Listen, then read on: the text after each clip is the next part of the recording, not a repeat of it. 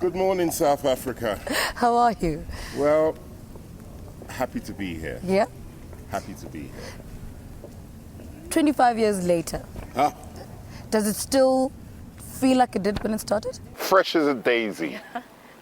Yeah, it's quite interesting because now we're beginning to surface with new people, and it's an absolute pleasure to be invited back. So I'd like to thank you guys for having us back here in South Africa. What do you attribute your staying power to? Oh, I wish I could bottle it and I would know, but I guess with Soul to Soul, it's, for us it's a lifestyle, so it's something that's been going on forever. I'm blessed the fact that the first record was a classic. So I guess from that point of view, plus our message, it slightly goes hand in hand, and maybe that's why I feel under certain circumstances we are still a sort of relative, which is really nice. Take us back to those number 14 bus in the supermarket trolley days. Talk to us about that. Well, in the early days, it was just pioneering what we were doing. Soul to Soul is a sound system, which is an amalgamation of both music and fashion. So it's a lifestyle. And I guess when we were coming out with the ideas, no one really understood. The whole concept of the 14 bus, that's the local bus that used to run up and down from where I lived to another area called the Cali.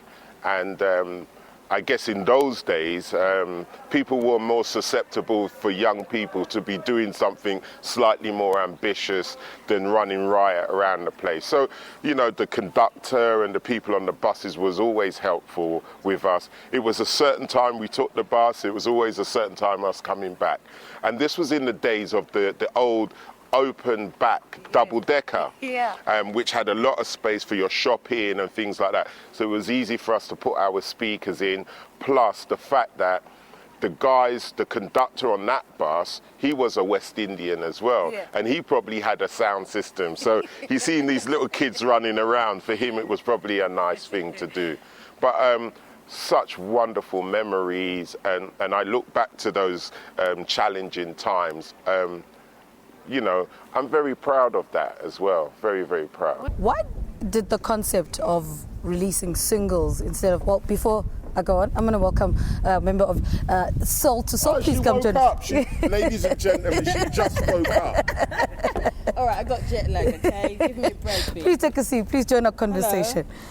Before Karen joined this conversation, we were talking about the amount of singles that, Soul to Soul released in reference to full albums. Why did that concept work for you, and why was it started in the first place?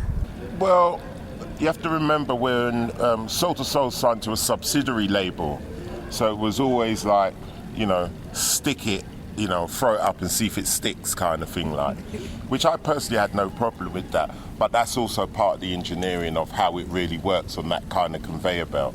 So the original deal, what we had was 2 singles and an album. So we were lucky to get through on the first single, And after the first single, we went straight to the album. And subsequently, it was a singles market. So back in those days, you made the single first, that charted, and behind that is when your albums came out. And what was kind of lucky for Soul to Soul is the fact that we were already doing quite good things in the club world, so it really suited us for that type of idea as well. What do you think South Africans and people around the world, fans of Soul to Soul, relate so much to what your music is and what your message is? I think because it's uplifting. The messages in the music we've done is uplifting. It's kind of inspirational. It keeps people going, literally, like the song titles say. And even with Back to Life, it's the same thing. It's a bit like brings people back to the point where they can actually feel they can do something positively and move forward positively without having to be somebody other than who they are.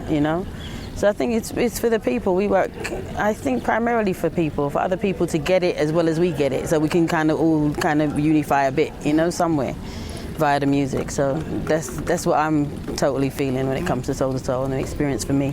At what point do you think you had reached a point where you said, we have done this, you know, all this hard work was worth it? I think it was last week, wasn't it, Beres? You know, I was looking at him and thinking, you know what, if this man hadn't chosen all the people in Soul to Soul to be part of this whole collective, we wouldn't be here without him. It was his idea, you know, and everybody kind of like brought their own energy to it and made it what it is today, I guess. So the fact that we remembered after 25 years is amazing to me. And so I didn't know it would be like this long kind of thing.